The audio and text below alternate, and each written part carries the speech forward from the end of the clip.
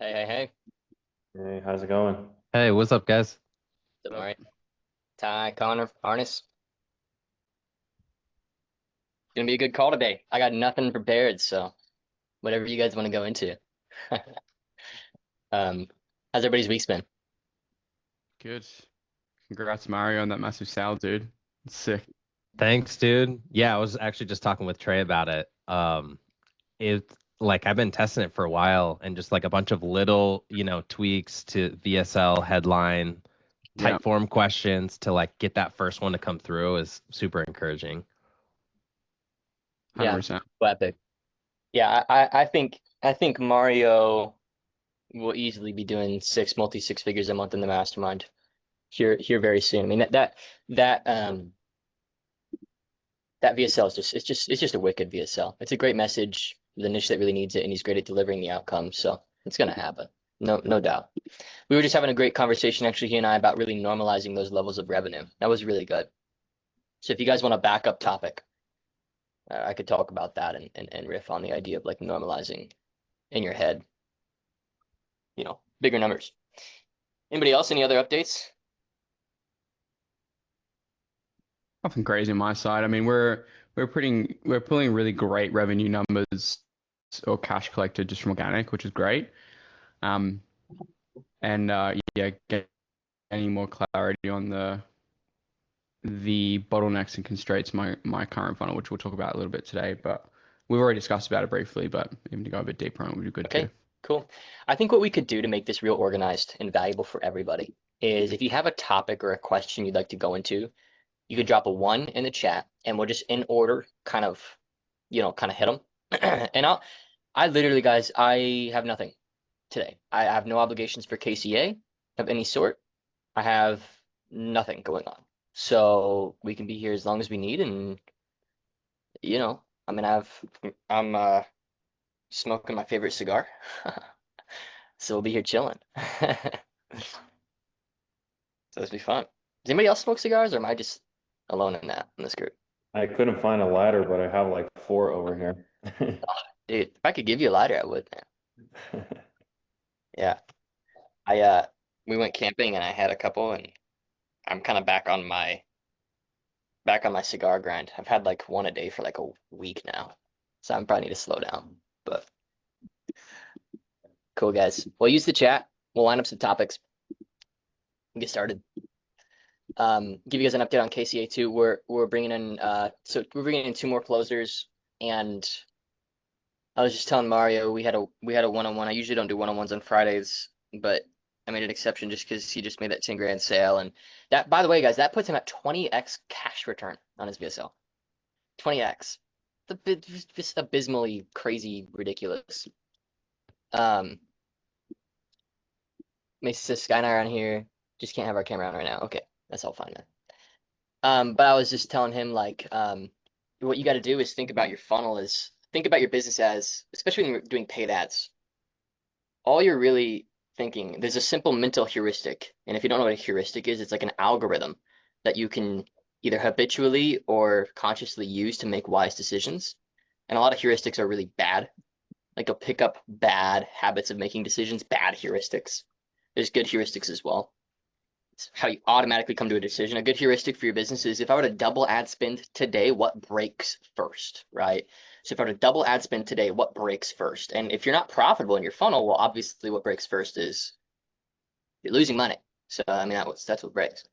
So for Mario being 20x cash, big shout out to him. I mean, he's just an awesome mastermind member, executed everything. Um, Asks questions beyond, reads between the lines. It doesn't just ask the thing, but really we've had some really good interpersonal dialogues. I think that's really lended to the success as well. But 20x cash return. I was telling him he's got a baby coming in a week, by the way, everybody. So how sick is that? I was telling him, dude, you got a week to like press and get some data before your sleepless nights. So we're probably gonna If we ramp. have a boy, we're gonna need to name him Trey now, if this holds up. That's Or crazy. I don't Kaizen. know. Put I don't know if Kaizen as the middle name or something. I don't know if I can receive that quite yet. That's wild. But yeah, I mean, if we make a couple mil profit, You can maybe give his middle name my middle name. I've got two, William James. So give him one of those, whichever you like more. If we make you a millionaire. Cool, man. All right, let's dive into some topics. Arnis, what's your topic? What's your question, man? Yeah, it's kind of like a higher level overview question. Now that I kind of have my sales team like really outsourced, I'd say, and it's going smooth. Numbers are good. Sometimes I just get lost on what to work on because there's so many things I can do. Like, I know you'd say like, hey, well, you should work on the highest leverage, like lever to pull. But then for me, like every single lever looks, you know, as powerful. And Yeah. sometimes I just like try to do everything and end up doing nothing kind of thing because I need focus. So how do you choose on like what lever to pull? Could you tell the group where you're at with your business so that they have some context for like who's asking the question? And then I'll answer. Yeah, so like I have a full sales team, two sales reps, two setters, two DM setters. We're doing like 120K a month in high ticket, plus we do the low ticket. So that's another, 10, 20K a month usually. And I have a sales manager as well. So I don't manage the sales team like directly. I don't take their reports. Um, and I have like a lot of freedom to choose like what to do in a day now. And that just happened like a month ago. And this past month, I've been trying to like fix marketing, but then like fix the delivery. And then Yeah. in terms of marketing, I have like five different things I could do. Yeah. So I'm kind of lost there. Yeah. So you really, I mean, look, you've just kind of got two options that I can sense. It's like the first is just make sure customers are happy, make sure team is happy, have some contingency plans for what breaks, and enjoy the scale that you're at. I wouldn't be content with that. I know your business can do a 500,000 a month in cash collected, and that's my goal for you in the mastermind. I really think we could get there. I mean, it's a great offer, it's a great niche. Your message is good, your team's sharp, your client results are there, everything's there. Okay, and you're what, 65% margins right now, so you have the profit to Yeah. weather some storms on the way up.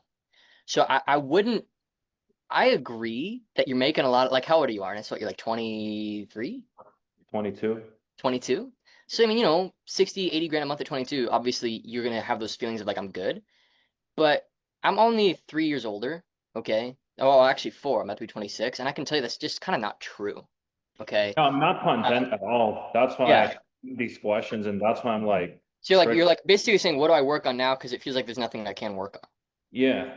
Well, so it goes back to that heuristic I just shared earlier of like, well, if you were to double your spend, what breaks next? I mean, I really would be thinking about that. Like, you're doing 120 grand a month to get to a quarter million. Like right now, if you double your spend, I imagine. I mean, you have a full-time sales manager with full-time sales manager with only two closers, two setters is a little overkill. And I told you that on our first call when you first came in. And my goal is to match your marketing efforts with what the quality of a full-time salesman.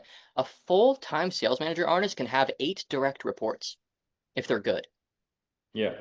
5 or 6 if they're mid. All right, if they're good, and this guy seems like he's really good. I mean, you've told me a lot of really good things about this guy. He fights for your company. He believes in the mission of it. He's in it. Sounds like he could probably be the top closer if he stepped in and did it, is what you've basically told me. Oh yeah. Yeah. So in that sense, you need to build a company around the highest quality talent that you possess. Okay? Your sales manager is a flight risk right now. Whether he's telling you that or not, he is. If he can sustain 8 to 10 uh, um, direct reports, which it sounds like he can, and you're not creating them as the business owner for him and with your marketing efforts, he is a weak link in your chain at the moment. Okay? If he's not creating 20, 30 grand a month in income, as taking what 5%, 7% of production of the sales team that he runs, right, whatever, then you're not going to be able to retain that sort of talent. If you have something that I'm seeing you have to work into right now, it's that. Okay. And so if I'm talking big picture, I'm thinking let's get a VSL funnel proven. That's another thing I think would be beneficial. You have multiple channels. I'm also thinking what can we do to continue to scale our low ticket? Let's prove out the low ticket. Um, I'm absolutely thinking about and working on those things. Your job is relatively simple right now, Arnis. You're basically the CMO of your company. Okay. You're Mhm. basically the chief marketing officer, and your job is to create profitable and scalable acquisition channels for your company, and that is your full-time job. Now, it doesn't necessarily mean functionally clicking buttons and working all day. It's more creative. But if you could just set your head to solving those problems in your head, you know what I mean? Like that's what I'd be doing all the time. And I know you're getting married soon as well too, and so you got some stuff going on in your personal life, which is amazing. Huge congratulations, by the way. But Thank you. I'd be thinking about um personally making sure that you're not spinning too many plates, because back I can only speak for myself. When I was planning my wedding, it just ended up being a lot of plates. Just try to keep that simple, and then just try to continue to innovate good marketing solutions, whether that's creating an adjacent low ticket funnel to your current low ticket funnel that can work alongside it, whether it's introducing a VSL, maybe a challenge funnel, some other client acquisition channels of some sort. That's what I'd be thinking about. And I really I wouldn't allow yourself to have this narrative of I don't know what to work on. I think that's a little silly. I would just really challenge that directly, and I would say I can see why you'd feel that way and why you'd think that. But from my experience, like I'll use Gherkin as an example. One of my first clients to do 8 figures, and he recently had a $1.5 million month.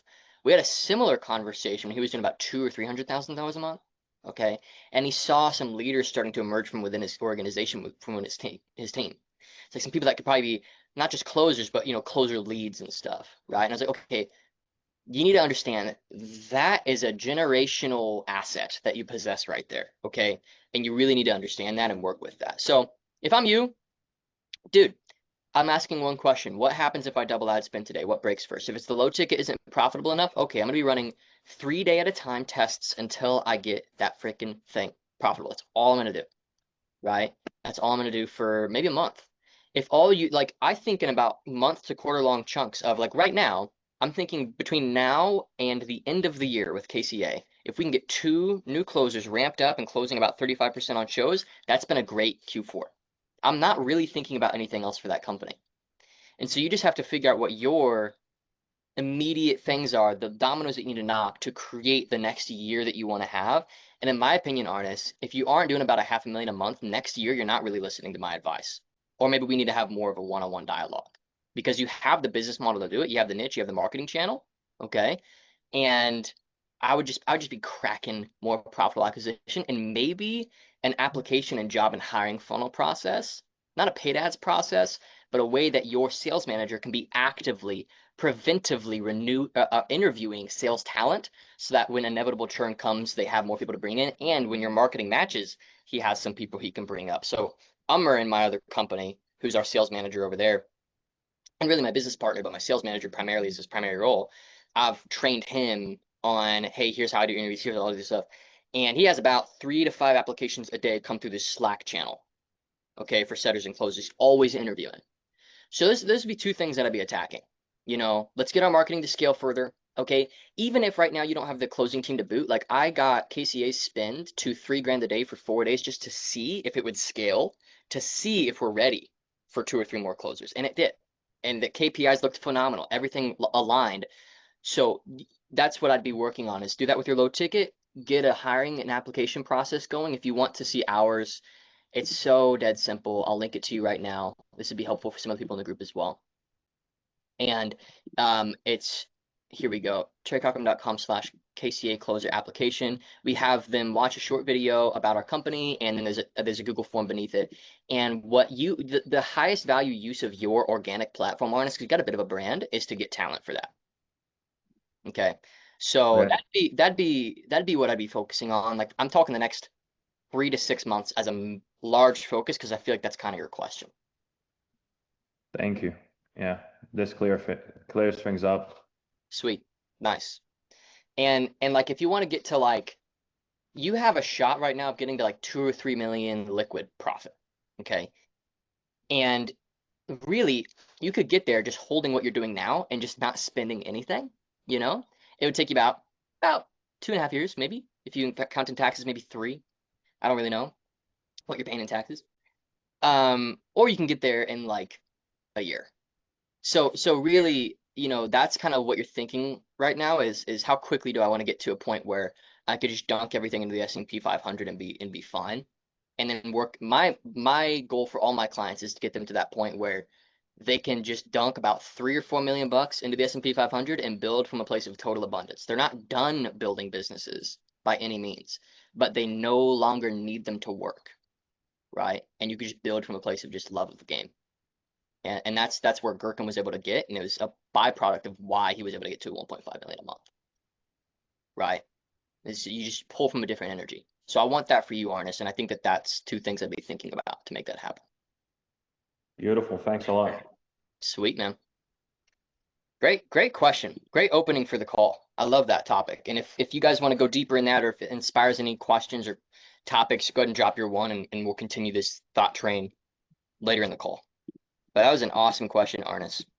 Yeah, I just needed you to cook me a little bit because can get a bit cocky when you're a mentor and you're making all this money and you're traveling the world. Like, no, Yeah. I need And Trey and to and cook you and me. you got an attractive fiance, and and you're on social media and all that stuff. Yeah, dude. Trust me, I know. Like, I know so deeply exactly what you're feeling right now. It is not time to let yourself adopt the narrative of I don't know what to work on. You do, because there's things between here and a 500,000 a month. And they're pretty intuitive if you let them be, right? But you can't I wouldn't let yourself get there, because the way you're coasting now at 60, 80 grand a month profit, you can coast at 500,000 a month profit. Or not profit, but 500,000 a month, and make like a 250,000 profit. But why, like, to me, it's like, why coast here if I can coast there? Yeah. Because I'm a coaster. I'm a lazy guy. I work incredibly smart. I don't work that hard. I'm working on extremely high leverage things when I work, and I don't work that much, right?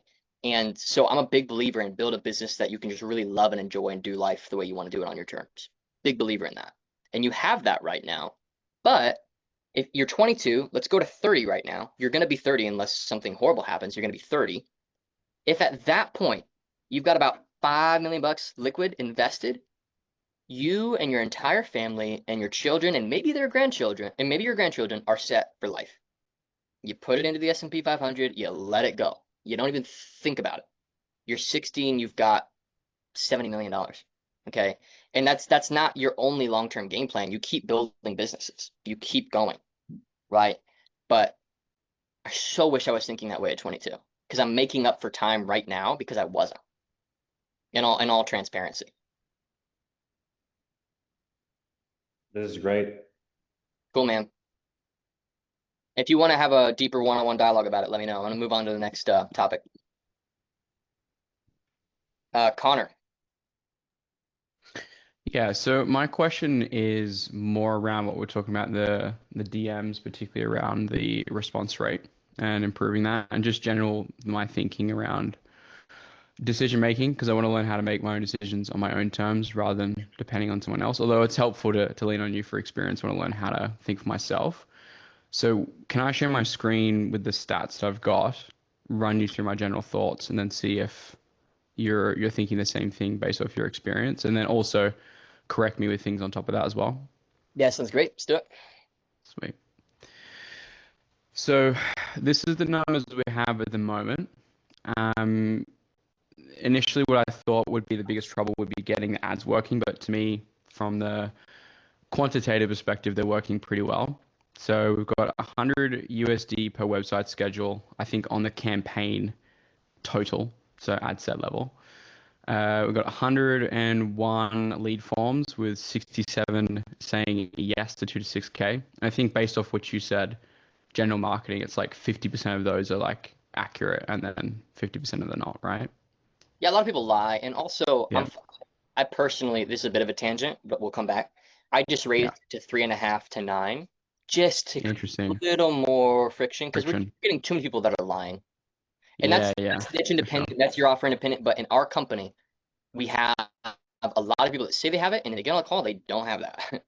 So we're making it 3.5 to 9 now, and my theory is that's just gonna make it harder to lie. Okay, so Yeah. take that or No. leave it. But yeah, Yeah, cool. No, that's helpful. So cool. So spend about 5K US on ad spend at the moment. So that's about one sale because the ticket value is 5K US. Overall, from the forms we're getting, 71 USD per qualified form we're looking at. So to me, like quantitatively, looks pretty good, from what I'm looking at. yeah, Can the be cash improved. return's not the best. I'd like to see it higher. And that's just a lot of different things, you know. I agree. Yeah, I agree. But like if I was looking at just the constraints here, I'm like, okay, so the ads look decent to me. Like that looks like it's working pretty well. But by far the biggest issue here from what I'm seeing is the constraint being the DM setting wise. Yep. But the general qualitative analysis from what I've seen is just the response rate's incredibly low. I'm not sure if you've seen that across your account for KCA in terms of the ICP, like later 20s, mid 30s, like they're just not as responsive on Instagram. They Yeah. take 2 days to talk to you. It just seems So like the platform's not quick as thing, and I'll effective. loop back, is our setter Yep. is just a setter. He's our Instagram manager, meaning he puts content up and messages the likes. He puts up stories and polls and messages to respondees. He does call to actions. He puts student results on the story, etc. So my Okay. setter doubles in their role as an Instagram manager and does all that stuff that you do with Instagram, like polls, call to actions, resource giveaways, content, messaging commenters, messaging likes, messaging new followers, and creating those conversations, etc. Right? So that's an Gotcha. important thing, is that I don't like setter being just setter. If you Yeah. do a DM setter on Instagram, give them a Google Drive and have them do the Instagram thing. I love that because it Mm, doubles the role, and they're going to be more incentivized to create content that makes the company money than an Instagram content person will. And so you just got to mm. train them a bit. So Okay. that's one Cool. thing. The other thing is we moved from Instagram DM being where we host a lot of those one-on-one conversations with leads to SendBlue, as you know, Yeah. and I'm loving the results so far. I mean, it's kind of changed the game for our organization. I got to about 2 grand a day at spend, and the traffic, just the quality of traffic generally just reduced a bit, as it does when you scale. And so our Yeah. response rate started to lag, and I was like, we need a solution. And so we're using SendBlue, which is, for those who don't know, it's like the ability to send blue iMessage texts, not green SMS texts, at scale through your CRM. Okay, so you can send blue message, and that's a high response rate. Our response rate on that is, last I checked, 65% if we message them. So 65% of our leads text us back on that first message. So I would really look into, I know Connor, you're in the UK. We talked about this a bit in the general channel. There's not Yeah. necessarily the same equivalent. What I would do as just a weird test is I would run an ad set that only targets iPhone. Mm. And then if you've got some cash coming in from organic right now, you're sitting okay. I would get it set up on SendBlue because you can use it as you scale anyway. It's $1,000 a month for Yep. 50 new lines a day, new leads, but it's worth it for you right now, I think. Yeah, And then I would test that and for see what sure. happens there. Can I ask? So I actually spoke to one of the reps in the team, and they said that like, ooh, it might not be an ideal considering that everything's based in the US, what we spoke about. But they also said that, I mean, again, I think most people here are from, targeting US leads anyway, or US clients, so it might not be relevant. But for me, what they were saying is you can do WhatsApp and iMessage in combination. So if it registers they have not an iPhone, it will send it to the WhatsApp, and 75% of UK citizens use WhatsApp. That's really And cool. then yeah, so that's what I'm thinking for now in terms of like testing that, where it's Yeah. just like send blue or it will go to WhatsApp and then using that function to I replace the I Instagram side of things. think that that's what you should do, and it's working great for us. And it's really working Okay. very well. And in previous training, I mean, I'm always updating my thesis, guys. It's not that anything that I have taught in the past doesn't work. I'm just always learning and changing and adapting and growing. And a lot of it's because I've scaled my spend so much. But I taught you guys, hey, put the messages button on the bottom of the page, and that does work. But when you get into higher rungs of spend, what happens is the quality of traffic reduces and less people click play on the video. They just click message you and they just dip off the page. They have no context. So I'm finding that removing that and then replacing it with SendBlue so that you can have that higher response rate is really helpful for VSL funnels. Okay, Connor? So, Mm, because it actually increases play rate, right? Doesn't that make sense? That button's not there anymore, so they actually just click the play button. And so you actually mm. end up getting slightly cheaper leads as well. So Okay. that Perfect. I would explore that as an option. Yep. Absolutely. Cool. Sounds good. And for like and just my line of thinking in general from constraints wise, that sounds about right from what we spoke about. Yep. Okay, cool. And so, just from the tech piece of things, like in terms of like messaging, do you just put the button as like WhatsApp or text, or what do you do on the ads? I'm not sure I understand the question. Could you? So you know how like in the media buying you set up the ads, you know how we had a problem with like the button particularly, and Hmm. that wouldn't show up for me for Instagram, That's but you right. can do WhatsApp and other things. Do you swap that over? I wouldn't have any button. So if you have Send Blue, I wouldn't have any button because the response rate's so nice. Okay, so easy, just no button and just text them straight away. That's right. Perfect. Okay, that's helpful. I'll do Cool. that. Sweet. And if any of you are DM setter heavy, Arnis, you should totally get on Send Blue, dude. Seriously. It's crazy. Your DMs, your phone setting team can dude, there's a fly that keeps landing like right next to my camera. Your phone setting team can text via SymBlue and it shows up like Connor said, WhatsApp or iMessage if they're US based. Crushes. Just Yep. seriously crushes. So I'd look into that. Cool. I need to get an affiliate link for SymBlue. I just sent them like 6 grand in retainers. All right. Connor, anything else on that, dude? I know you had kind of had a sub question about kind of, developing some of your own modes of thinking and stuff. Do you want to kind of explore that a bit? Yeah, for sure. Like, obviously, a big thing that I'm trying to learn in general is just like how to think for myself instead of being dependent on someone else and just being able to reliably trust my own gut and thesis. Yeah. Um, so yeah, I mean, there's nothing really that would change out of this. It was just Yeah. primarily, you know, is it the same, like, is it the line of thinking that you would have? Great, makes sense. Like, Yeah. I'm trying to come to you with my line of thinking instead of just asking you a question, if it makes sense. No, for sure. I mean, look, um, a lot of developing your own ideas is really just like getting out there and trying and just pattern recognition over time through trial and error, right? Um, a lot of you guys are lucky enough that I've designed now and spent well over $1 million on ads and for VSL funnels for my own business. And it was like I can just slot it right in, and it's not to be arrogant at all. It is, but if you ignore any of my advice, your odds of succeeding with a VSL funnel drop significantly. And that's not because I'm amazing. It's just the data that I've gathered over time. It's iterative data through reviewing and adjusting quantitative and qualitative analysis and just making adjustments and seeing what sticks, right? That's how I landed on the 4.5 minute rule for the VSL, or 5 minutes. Why the resource page is heavy. I used to make 45-minute long VSLs and everything and all this stuff, or I used to do all kinds of stuff. And it just doesn't work. And so I'd say, honestly, Connor, and it's a great question. I think be totally okay with like just doing what works to make some cash, but understand that the long-term gift is in developing your own ideas and your own theories and your own innovations.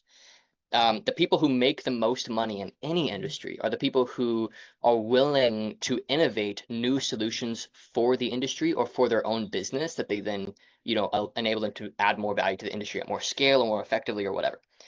So there's kind of an identity of like an innovator that really any highly successful entrepreneur should have. You know, the idea that you can just copy your way up is really silly. I mean, you can copy your way from 0 to 1, and then you can make a lot of money. That's that one. You can make $1 million a year. But to sustain the $1 million a year for like a decade or two, or to scale well beyond that, you could probably even copy your way to 10. But I'm talking like sustainably making sure you understand why what you're doing works. When you copy, you rob yourself of knowing why what's working is working. Does that make sense to everybody? It's like the why behind it, the first principle behind it. And when you do that, you really kind of rob yourself of the real asset you gain as an entrepreneur over time, which is the compound effect of all the lessons you've gathered stacked into your next venture. Okay. And so, from my assessment, I'd say, Connor, you're doing the right thing right now because you're in our niche, but you're just in the UK. You're doing the right thing by just, having, KCA's VSL is totally fine. Like, no ills or qualms about it. I could care less. I think it's great. I think it's the right thing for you to do. What I would like to see you begin to do is put 10-20% of your budget into your own VSLs. Try to say things your own way. Say things that, you've been organically in this niche for what, 3 years? And so you have things that you just know work. And if you can just test them and begin to synthesize them with some of the things that I've shared with you and start to see, oh, this works better actually.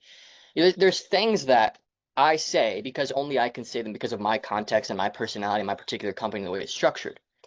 And the more of those that you include in your message that lack the reasons why I'm including them, the worse your revenue return is going to be, the worse your cash return is going to be because you're not going to have a congruent message through and through in your funnel. Okay. So I would just start to say, try your own stuff, basically, give it a bit of spin, and just start to learn and develop your own theories about what your market responds to. I mean, there's really no better way to do it than that. And beyond that, really just treat the process of growing your business as both it makes you money, which is awesome, but really it serves you up like invaluable lessons and like insights, you know? And that's the real gift is you could just like, holy cow, like I just figured out a way to set up my ads or a way to make content or a way to run my sales team or a way to do whatever that it's like that is never going to leave me, you know? And so you really just kind of have to have an appreciation for what Alex Hormozy calls this idea of skill stacking. I like when he said this, I liked this a lot. I actually try not to listen to anybody, by the way. I really just blinders on, I just do my own thing. But sometimes people say things and it really stands out. And that stood out because that's been my journey. My first business was I made Minecraft YouTuber thumbnails when I was 12. Okay. So that was my first internet money. And that taught me some graphic design and basic client management. And then I got into some photography stuff, you know, and then I got into making content. It's just skill stacked over time, right? Thing. Now I have this portfolio of skills and this portfolio of knowledge that I can apply to new ventures. You know, when I tell people we built like a 7-figure business in 2.5 months with KCA, they're like, whoa, but I'm just like, it's not that big a deal because everything that I've done, I can then just apply into the next thing. Okay. So there's no better way than just trying your own stuff. Um, a good maybe hack is to ask people like, what's the fundamental book or place that you've sourced a lot of your ideas? I gave you guys Breakthrough Advertising. Honestly, if you read that book, you're gonna get how I think about marketing. It's the book. There's very few like it. Um, and then if you read that stuff, you're gonna come to your own conclusions, you know. And so, you know, that's just kind of my rant on like building your own thesis, you know. And I wouldn't even say that even my thesis is all the way my own. In a lot of ways, I've taken what I've seen others do and made it somewhat more unique to my context.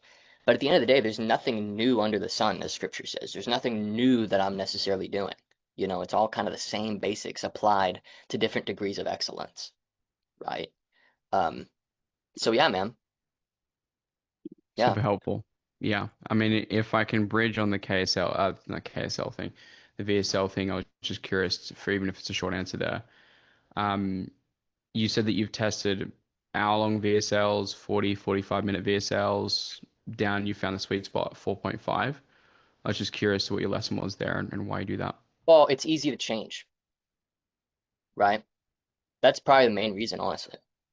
If you make a 2 hour long VSL and you're like, man, it's not working. Now you have to make a 2 hour long VSL to try a better one. And there's so much variability in a 2 hour long sales message, you know. That's also why the resource page is broken up into chunks. So I can just easily slot and change. So a big part of how I view building marketing systems is I want to build them so they're easy to adjust later too. I don't want to make any massive commitments to anything that is hard to change later, right? So one of the most important things when you're building any system is that you build into it contingencies that make it easy to change later if it doesn't work. So if you spent 10 hours filming a bunch of stuff and doing a 2.5 long webinar and you don't have any proof that any of this message is going to work, like you're just being stupid. You start small and build something that you can change easily later. That's such an important philosophy for when you're designing new systems is create into them contingencies that make it easy to adjust down the line. Right. How many of you have done something like that? I know I have. Spent like 2 hours filming something that didn't need filmed. Anybody? Come on. We're all marketers, right? Yeah. Like and you regret it. It didn't work. And it to make it work would take you a year because it's a 2 hour long asset. So that's why, honestly. So hopefully that makes sense, right? And also there is a heuristic that I've adopted, which is innovation through constraint. Okay. It's like with KCA, I gave it a $5,000 budget. I'm like, I'm not going to dunk a bunch of money into this. I'm going to get 5 grand. And that's all I've got to work with. And if I don't make money with 5 grand, I quit. I'm done. I'm not going to try. I gave it 5 grand. And that forced me innovation through constraint. Okay. 4.5 minute VSL. It's going to force me to make a good message, right? So when you constrain a system, you force it to be efficient. It's like a lot of, for example, engines that are high gas mileage. They're actually being built that way because of, whether you believe it's true or not, the idea that we're like running low on fossil fuels and stuff. It's a reaction to a constraint. And so you have to think about forcing constraints to create something good. You know, if you gave your YouTube content, Connor, 3 hours a week of your time, max, that's it. You know, you might actually end up with some better YouTube content because you're kind of being forced to make it potent when you're doing it. Right. And I think that way about everything. That's part of why I think I have a pretty flexible work schedule is I just constrain a lot of things, you know? So yeah, cool. Great topic, man. Good stuff. I see a Brett. So we'll probably just go to the top of the hour here then, it looks like. Urchigal, what's up? I already dropped the chat, or I can just say it. Yeah, go ahead and say it for the recording. Okay, so we are getting like 70 leads per day, but sometimes like sales are like low, and the team often says it's because of the lead quality. But I know that that's not the only reason. Maybe the reason can be like personal life. I don't know. So the question is, how do you track the real reason behind low sales? Maybe you say like, I I I looked the leads and the responses on the type form, but the thing is, Yeah, like there's too much leads in our yeah. company. So do you have your closers use Fathom recordings when they're on calls? And no, Do you sometimes I record the calls? no, the problem is we take it, we make it on WhatsApp most of the time. That's horrible. You have to do it over Zoom and you have to record them. Because Mhm. how are you going to know qualitatively what's going on the floor of your company otherwise? Okay, it makes sense. So that would fix that probably. And what's going to probably happen is, you know, because Fathom does those AI breakdowns, Yeah, I understand. you know, and you could just check, you know. So like I can know pretty quickly, I can know within 24, 48 hours if a change that I made is positive or not, right? Because I have the qualitative data. And I'm not relying on the, like, you guys all know when you ask, when somebody gives you spouse objection, it's like, okay, you're gonna go and you're gonna say some crazy stuff to your wife or your husband, and it's not gonna reflect at all on what we talked about. It's gonna be a game of telephone. You can't make any good judgments about your company off of a game of telephone, right? So it's the same with your closers verbally reporting to you what's happening. The leads are unqualified. That could mean all kinds of things. Okay. And you know that as the business owner, they sort of do, but they don't know how to communicate that. So you got to be recording meetings and reviewing them. Otherwise, yeah, how would you know, right? And so, if you have a sales manager, they can do that full time, but you should, as a business owner, if you don't have a sales manager, just set aside like an hour or two a week minimum, just to kind of review the last 10 minutes of a bunch of Why calls 10, and just why see what's last coming. 10 minutes? Because that's when the truth usually comes out. If the closer's doing their job well, about finances, about objections, about things that are coming up. Because a good sales process is built off of pre-handling the objections that would have otherwise come up at the decision point. So what you're doing is you're looking at the objections that come up towards the end of the call and saying, how can I feed that back into marketing or back into our qualification process to give the closers an easier time? Okay. Yeah. Does that make Also, one sense? more question about that topic. So, you know, it's something hard to sell. We already talk about that, changing life, etc. So that's why we don't expect from our customer to like give the last decision in that call. Sure. That's why we make them like 1 week offer. And but what do you think that like should we ask and at the end of the call like do you feel the Well, start right now here's or what I think on that, man. I think you need to be offloading a lot of that initial, like, because it sounds like your closers are doing a lot of educating. yeah, And so you need to be doing a lot of that educating before the call so that they can make a decision on the call, right? That's what resource pages, these other things are. So when somebody tells me, oh, we're doing a 2 call close, what I usually hear is you're not educating your prospects enough, right? Usually they aren't aware of everything that's happening. Okay. yeah, So, or you're not involving all decision makers because I know you have a parent-child thing going on. Have Yeah, family on and make sure they're all educated, right? And then don't try your best. You're not going to have a 100% success rate with this, but try to make it so that 60, 70% of the time your closers are only speaking when there's all decision makers and everybody's educated. Because otherwise, a closer kind of can't do their job and they're going to get kind of burnt out, like educating leads all the time, you know? And then a human is also fickle. The way that they describe it might not be the same call to call to call to call to call. So that's a variable that's just up to the wind in your sales process, right? The wind blows and you make sales. The wind blows another way, you don't make sales. It depends on how your closer's feeling that day, their ability to communicate and educate on the topic. It's just so much Q&A before the actual discussion comes up about the decision. So I would just take a lot more seriously getting the consumption of your resource page. And even I would go so far as to say, reschedule with people who haven't watched it. Just say, hey, like just to respect our company time and yours, we really would prefer that you get through this material so that you don't feel like you're wasting your time. If you haven't watched it, let's just grab another time. I mean, really, that would be my response to that. Is it the right response? Who knows? But that's how I'm thinking about that problem. okay. So if they don't watch, then like okay, it makes sense. Yeah. Yeah. Trey, can you repeat that? I'm trying to write this down. We would really appreciate you going through this material just so you don't feel like you're wasting your time.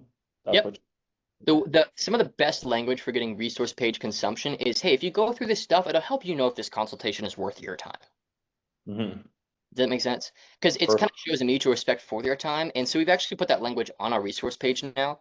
And it's actually gotten the resource page consumption up a good touch. Okay, so I'll just show you guys, for example.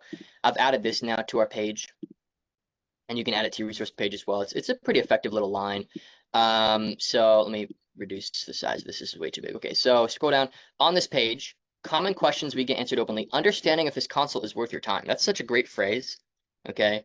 And then a bunch of the other questions that you tend to get, and then you actually go ahead and you answer them. Okay. So yeah. How do you track, like, how do you know, like, they watch the video or not? Like, is it because DM settings or like We have them there is text up before here? they're watched. Okay. Yep. So check it out. So on this page we say it, and also when we link in the material we say it. So help us help you. After watching what you need to feel confident in attending this call, not buying, just attending, just giving us your time, text us the word watched. If we haven't gotten in contact, we will soon. And then you would just move anybody who hasn't texted you watched. So when you link it, when your setter links it, say, hey, once you've gotten through it, text me the word watched. I can go into our SendBlue, you'd see that happening with every single booking, right? And then on the page it says it too. And it's a pretty high accuracy rate. I say it's 80, 90% accurate. When somebody texts us watched, they've actually watched it. Because why would like what incentive do they have to lie about that? It's a little weird to lie about, but some people do lie, which is just weird. But it's a pretty high accuracy rate there. And after they watch, after they wrote you like watch, is there any automation and triggered something, or there's just human who text? The DM setter marks the calendar event as busy instead of free, so it can't be booked over. Okay, okay. So if on your sales team's calendar you're using Google Calendar, which you all should be, then you can mark events as free, which means on Calendly or schedule once, it shows that slot is still available. Okay. So what we do is until they text us watched, that is free. That's a free time. Somebody else can book in. Once they text watched, now it's busy. And that creates intense calendar optimization for my closing team, which keeps them happy.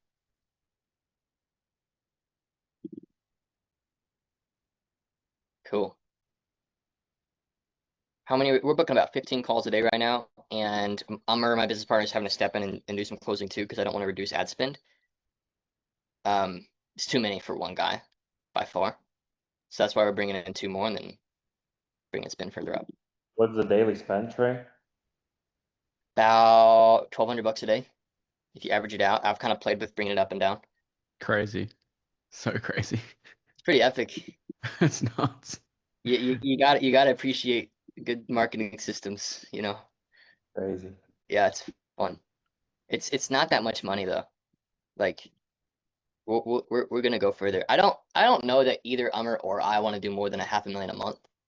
Because at that point, you basically have to become a full-time recruiting company, and that's not a business model we really want to be super involved in.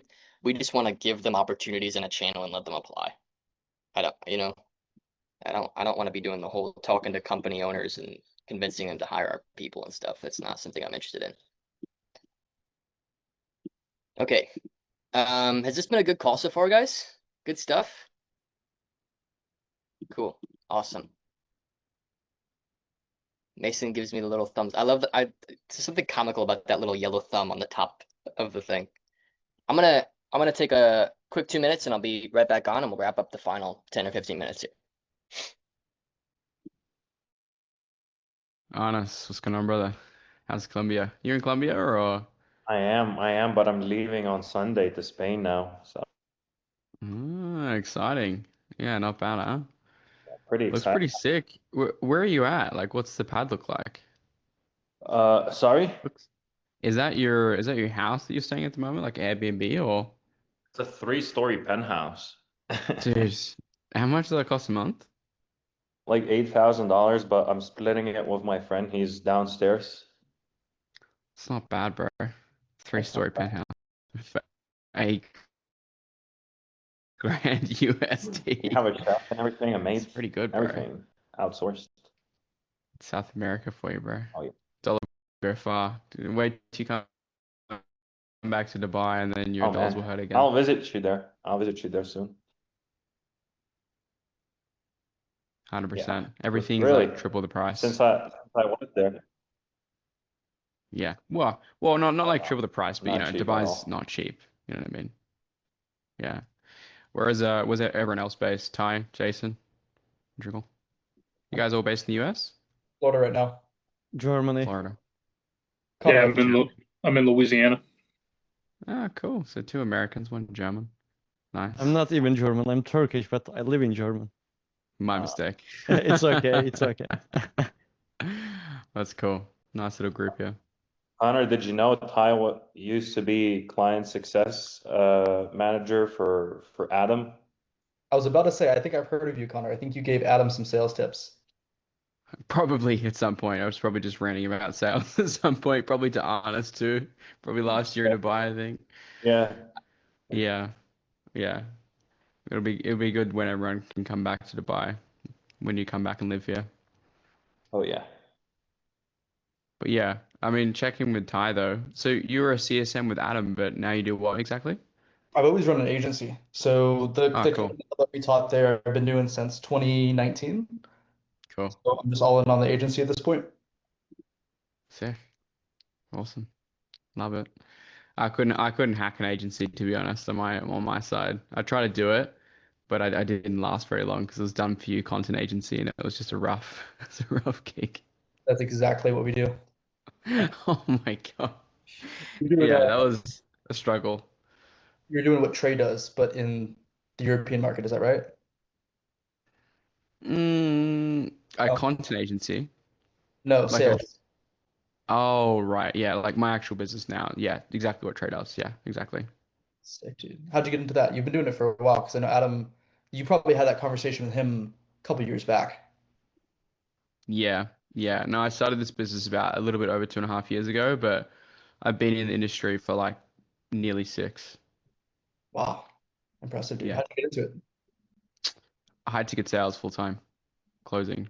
So I did that for 4 years, and then I went on to teaching it after doing it on Sick. content agency, hating it, and then starting the company I do now. Amazing, dude. I've heard good things about you. I know that you know your stuff. I appreciate that. It's very, very kind. But yeah, I'll let Trey jump in. Yeah, whatever you guys want to do. I have a Um, question. I have a yeah, question for sure. Um, Something to touch on what you said before. You said, what happens if I double my ad spend today? Is that your general thinking about all like theory of constraints process of the business? If I double ad spend today, like what breaks? Is yep. that typically how you find the problem in your line of thinking generally overall? Yeah. Yeah, it is well, it's not how I find the problem in my line of thinking. It's how I find the problem in what is actively live within the marketing process, right? So, um, yeah, I just double spin and see what breaks. You know, I mean, it could be all of a sudden the ad just doesn't scale that well. It's too niche of a message. It could be the VSL is calling out too small of a subgroup. It could be the pains aren't relatable to enough of your marketplace that you're calling out. It could be just on and on. It could be the marketing process is incredibly profitable, incredibly scalable, but your delivery ain't. So you got to do some work on delivery. You got to make sure that your clients can be happy at a larger scale. And you got to invest, you go through the delivery training series that I did with this group. A lot of people had great things to say about that. So you go through that and make some amendments and some adjustments to make sure that, you have something that can grow to that multi six-figure month mark, you know?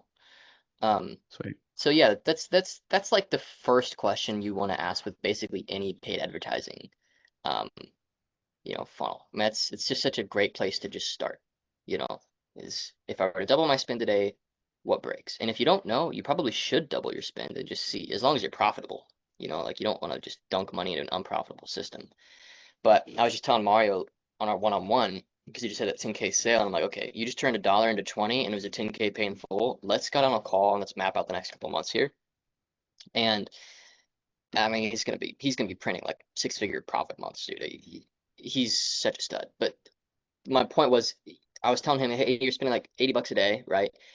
What you need to do is that if I double spend, what breaks? Double spend. Get it to 160, see what breaks. Don't try to prevent problems. You kind of have to be right on the cusp of your problems, right? A lot of people, what they do is they try to pre-solve problems that don't quite exist yet, or they go too far and they don't solve problems as they come up. There's kind of this middle ground of like pushing and solving problems at the same time.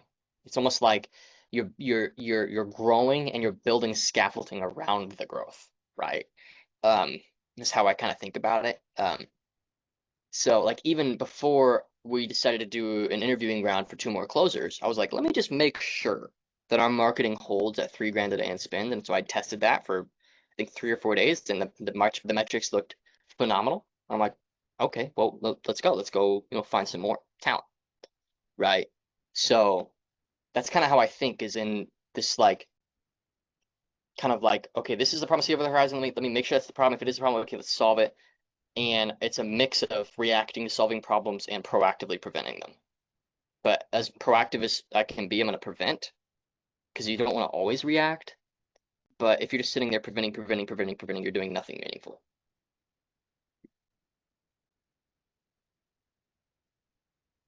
So, I got a question, Trey. what's up? Yeah, Are so you off topic? You and Sky still enjoying Bali? You still out there? yeah, we are. We were supposed to go home and then we ended up extending it because we were like, this is sick. Like, You it's guys look insane. like you're having a great time, man. We are. Yeah, it's incredible. That's We're great. actually going home tomorrow, potentially thinking about moving here just No, because of the osmosis of the energy with all the entrepreneurs here. It's different than Melbourne. yeah. Yeah, I think it's a smart business decision, to be honest. Well, all right, man. Yeah, and you can live off of like 3 grand a month, right? And live like a king. Yeah, yeah, exactly. We are. Yeah. Yeah. I see you guys. You guys are getting like spa treatments and stuff. And I know these spa treatments cost $8. Exactly. That's awesome. Well, cool. What's Yes. your question? So, yeah, my question is more so around the delivery. I know we had the training a couple of weeks ago around setting up a scalable delivery system. My main challenge is figuring out what the model looks like when people come on board. And just for context with everyone, I've got a similar business model to Trey in terms of like marketing with coaches and experts. And I'm not sure how to think about how they come on board in the most seamless way possible, seeing that they come in at different levels. For example, some might not have an offer completely built out, some might have an offer built out. Um, you know, some might have an email list that could be low-hanging fruit. Um, some aren't running ads. Like there's just a lot of different things, and I'm not sure if everyone should just go through the same process as they come on board, or it should be more dynamic based off where they're at. And I'd love to just understand your thinking process around how you'd approach that. Yeah. So especially considering you're more done for you, are you talking you're done for you, or are you talking you're coaching? What would you say? It's going to be so, yeah, it's going to be more done with you at the moment, Okay. is the model. Yeah. Yeah. So the way that I think about it is really just making sure that at the point of sale, you set the expectation that there is going to be a curve. And then when you're serving many clients, like right now in a group setting, I'm actively practicing what I preach with this of like getting everybody up to speed on the same core basics, and then in a group setting, be able to train more context on top of those basics, right? So Yep. what you got to do is just really narrow in what are your basics? What is your thing that you focus on in your group? It's kind of become somewhat organically in this group, the belief marketing concepts and VSLs. I mean, that's just kind of what we're focused on right now. That may change. We may do more low ticket at some point, maybe whatever. But right now, that's kind of like the canon material a little bit. And I think about it actually somewhat like I think about like a church. I know this maybe is an interesting comparison, but like, the church has scripture, the Bible, that's the foundation of the church. But then on top of that, you have pastors and leaders in congregation that then add context to an individual person's life based on that base fundamental stuff. So what you got to do is really establish your base fundamental stuff, right? And really know like what are the main pillars that every client needs to like really have in this community or as a client, right? And then just nail that stuff. And I know that's like a way easier said than done, but that's really what you got to do is really think, okay, there's like if I were just as an example, if I were in Jason or Ichiko's niche of like scholarships and stuff, I'd be like, okay, what are the main things that if all parents do is this, let me theory of constraints here. If they just did three things to guarantee their child gets the scholarship that they want, what do they absolutely have to do unapologetically? Let's build all of our training and all of our resources around that material to make sure that that outcome is driven, and then all of our additional support is really just butter on top. I mean, these group calls, don't get me wrong, they're awesome. My one-on-one support for you guys, I hope, is awesome. Um, but then at the same time, a lot of you, really loud car, sorry. A lot of you, if all you had was just the course material, just the training, you'd still be seeing the results that you're experiencing in the mastermind. Okay. Because I've tried my best to have cohesive concepts there, but oftentimes I need to use a little bit of human capital to fill in a gap. Right. So that's how I think about it. Is really just making sure that you are hammering on the same pillars over and over and over again for clients. Right. Mm. Um, that's really how I think about it, man. And Yeah, that, sure that it's that people adopt your language, you know. yeah, I really like that. I like looking at through the lens of like what are the three things that they would have to do to get that outcome and then build the material around that. Based off your experience with just being in this space for so long, is there like three common pillars or fundamental things that you see amongst every single coach or expert? Yeah, it's just like, marketing, sales, delivery, but you can attack those in different ways, Yeah. you know. Yeah. Okay, great. Yeah. Like not to overly simplify it, but that is a simple thing. True. It And is. a lot of your clients, it is simple, you know. The what you got to focus on is often pretty intuitive, you know, but then it's the how you execute on it, maybe is where the complexity introduces itself. I think that's right. Yeah. Yeah. Great. Um, Thank you. awesome. Well, awesome call, guys. Really just a great call. It's always a bit risky doing like just, hey, whatever you need, let me know. But we just got such a high quality community and we probably should do this more often. So, any key takeaways from the call today from anybody? And then I'll hop. Huge takeaways for me for sure. Thanks Good for stuff. everything. I'm glad. I really want to see you at that 500,000 a month mark, dude. Me too. Me too. I'm all for it. Right, spin more and more closers, right? Like, are there any other bottlenecks that maybe I'm not privy to other than Just like the ad accounts got shut down and we kind of figured it out, but Sure. slowed That's a down. reactive problem, right? You had to react to that one. You didn't know, but now we can introduce some preventative solutions for that problem. Backup accounts, other funnels, Yeah. whatever, right? Sure. Yeah. I'm working on it. Seems like we got like 7 sales yesterday on the low ticket, so it's starting to pick back up. That's We good. should be at like 30, 35 a day to get to like 150, 200K cash Yeah. just from the high ticket Yeah. and I introduce maybe PSL. yeah, dude, get a hiring funnel together, man. I dropped ours in the chat. You just scroll up, grab it, make your own, get some closers, dude. We could probably staff you if you wanted to. I mean, I've got guys that would love to sell what you have. So I could help with that. Awesome. Amazing. Dude, let's go, man. Yeah, you not that the people that I'm not mentioning here aren't, but Arnis and Mario right now are who I'm really like stoked. Like Mario just proved his VSL. Arnis is aware of his bottlenecks, and the way that those guys got there is really just relating the advice to the bigger context of what they're trying to achieve and being very clear about what they're trying to achieve in the mastermind and not moving without intentionality, I guess, knowing what you're trying to get. But yeah, Arnis, seriously, the only thing, is there a delivery reason why you couldn't bring on a $500,000 a month worth of students into your current product that you're aware of? I can't. I texted you right now on Slack. Just probably do the same calendar setup you have, like Tuesdays, Thursdays, 30-minute, because I do like an onboarding call. So Yeah. either completely getting rid of it, but I don't really want to. I Yeah. still want to do the If you onboarding. enjoy it, dude, do it. But like, I would have a contingency for just in case you're not available, Exactly. Yeah. Because when I get, let's say, 2, 3 onboarding calls like scattered over the day, I can't really like lock in because it's like I have an hour to work and then a call and then another hour and a half, and it really sucks. Mhm. So just need to constrain the calendar, and that's pretty much it. If you guys have noticed, I do Tuesdays and Thursdays for my one-on-ones in this group. There's a reason for that. If I did a little bit every day, it's the context shifting. I need to have a couple of empty days to do meaningful long-term work. So Yeah. I would start to plan for 2 to 3 weeks from now, start to have some of those conversations and make those adjustments so that you have 2 or 3 totally empty days a week, Arnis. If you don't have that, you're really stealing a lot of future potential from your team, you know, and from your own business. So I would absolutely begin to think that way of like really have days set up for specific quadrants of your company if you can, you know. Friday's a weird exception because it's like the end of the week and I kind of have a long weekend because these group calls are so easy for me. It's so fun, you know. But I usually don't do anything else on Fridays. But I might later today, depending on what my wife's doing, work on that downsell that I was telling you guys about for our VSL, like routing them to a $700 product if they're not qualified.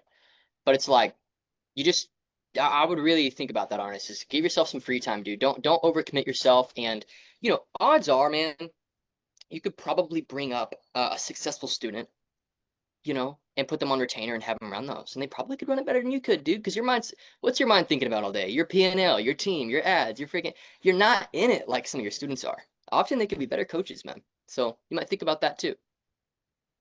Yeah. That's a great point. Because context shifting, right? It's not that you can't hold it all, but it's you can't hold it all in one day, right? Yeah. I Yeah, felt that. Yeah. yeah.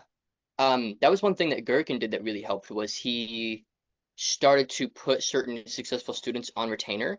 But what you got to be careful with is making sure that you don't allow those students to own more mind share than you and your course. Because then they start to take some energy out of the system. Does that make sense?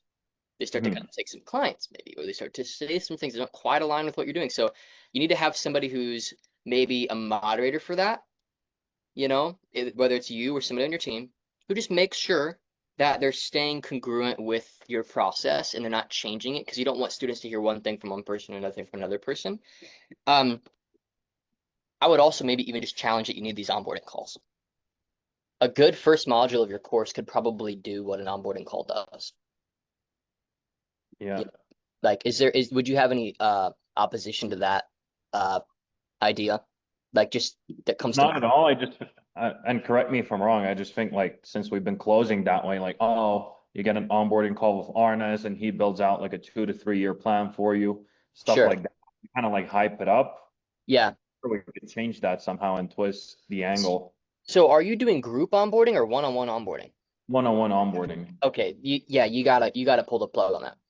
That's Okay. that is not gonna work. And you don't need it. I'm just telling you outright right now, you do not need to be doing that. Um, yeah, I mean, there's no other way to get it. It's gonna be an interesting conversation with your team.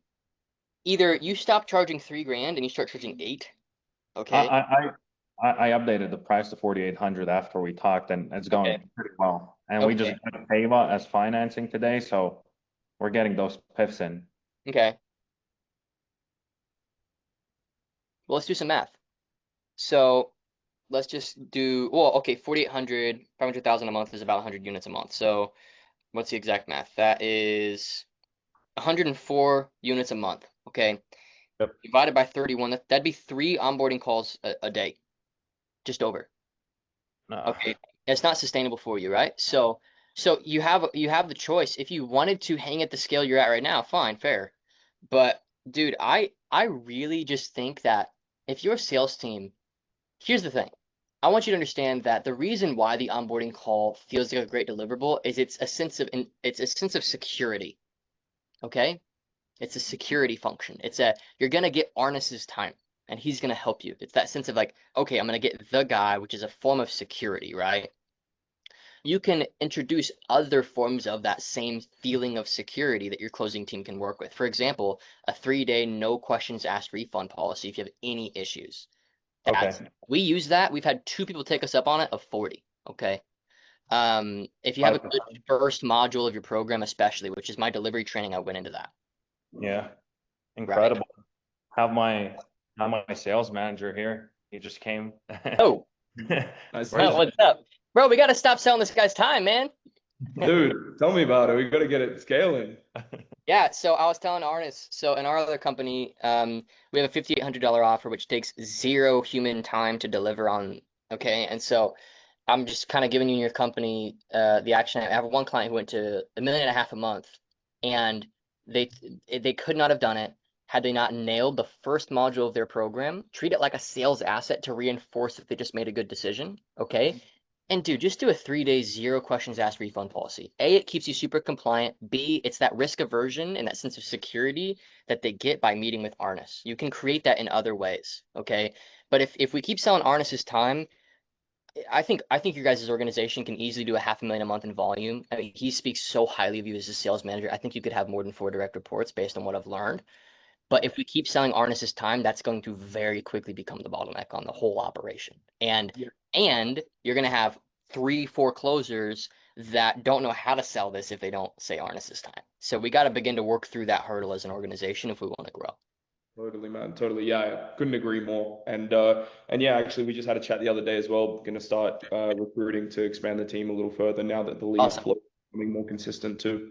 Very good. I'll drop the link again. Here is the link to our hiring process. So I have a bit of a brand and my business partner kind of does, but more myself. And so we just run Instagram stories and whatever to this application process. And then you just work with Arnis, set it up, and then have it ping you in Slack, a little private channel that you and Arnis are in whenever somebody applies. And have them send a video of themselves. You can get generally a good feel and have them link some of their other closes and stuff. As a sales manager, dude, you're gonna have a good instinct on like who's good and who's not. And it took us a week to find 2 just total studs.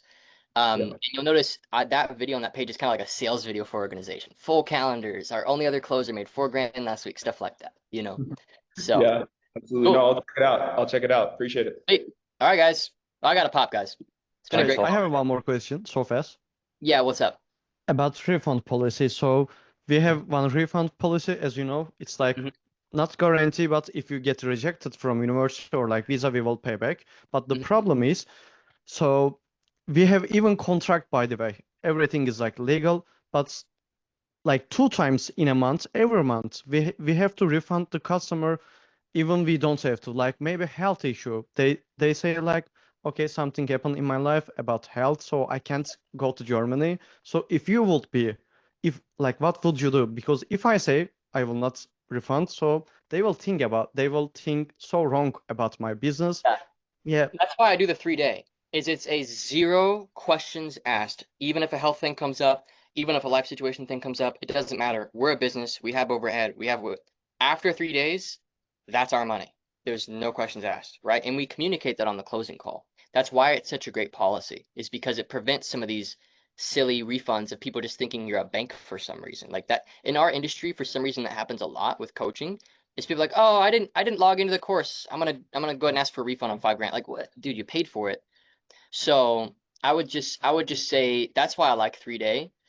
Uh, uh, I don't like contingency based refund policies because they get abused constantly, just constantly. I mean, pay us this much, and if you don't get here, we'll give back that. You Stripe will turn. I know very few businesses that hold that type of refund policy and don't have their merchant account wreck them a couple years in because of how many refunds and disputes that they have to process. Because then it comes down to opinion of whether the contingency was met or not, and it's just a mess. So 3 days, zero questions asked. It's the only way to do it. Even if you can guarantee an outcome, even if you've used another type, that's really, of the companies that I've consulted, I've seen get to an 8-figure level. All of them have done that. There's I very few mean, other forms of security. you had a one issue about like that parent credit card. If you Yep. say them, no, I will not refund because 3-day Well, refund policy. we refunded that one. Yeah, that's what I mean, but you didn't have to refund. But Well, but we did because that could really be a really sucky situation for our company to be associated with. okay, you always think your company, right? Not like being human, personal, always think the first company. Well, I just think reputation, right? Like, I know That's what I it mean. costs us money, but it's like that's just an insurance policy to keep us from getting sued. Mm-hmm. I'd rather not fight it. The truth is, past the 3-day window, if somebody really wanted a refund, we'd probably give it to them. That's what I mean, maybe. Like, I also think my reputation. So that's why I feel, I don't know why I feel, but I feel like it's held. So I have to refund. It's help. Well, this is Help. why you have to be profitable enough as an organization to afford these decisions, right? Okay. If you're not profitable enough in your marketing and your acquisition and in the way you structure your team and your company and your overhead expenses, and you don't have enough cash reserves, you are creating hell for yourself in the future. You have to be able to be like, oh, they're upset. Ah, that stinks. Well, I'd like to have that $5,000, but whatever. I'd rather just not have somebody upset with me. Here you go. Like, Okay. if you don't have that mindset, you really need to think about what's going on. Amazon,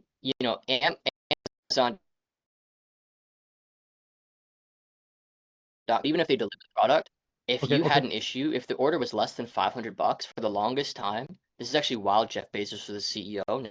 Now it's not this way, which is weird. They'd refund you, no questions asked, even if you got the product, because they were such a profitable company that they could afford to do that. And the reputation waves from that was incredible. It was like, wow, they really care about their customers. So I'm a big believer in just give refunds if they ask. And if they solve it at a marketing, at a sales, and at a delivery level, prevent them there. Don't prevent them fighting people after the fact. That's really not good. Okay. Thanks, Trey. All right, I got man. it. Have a great Thank weekend, brother.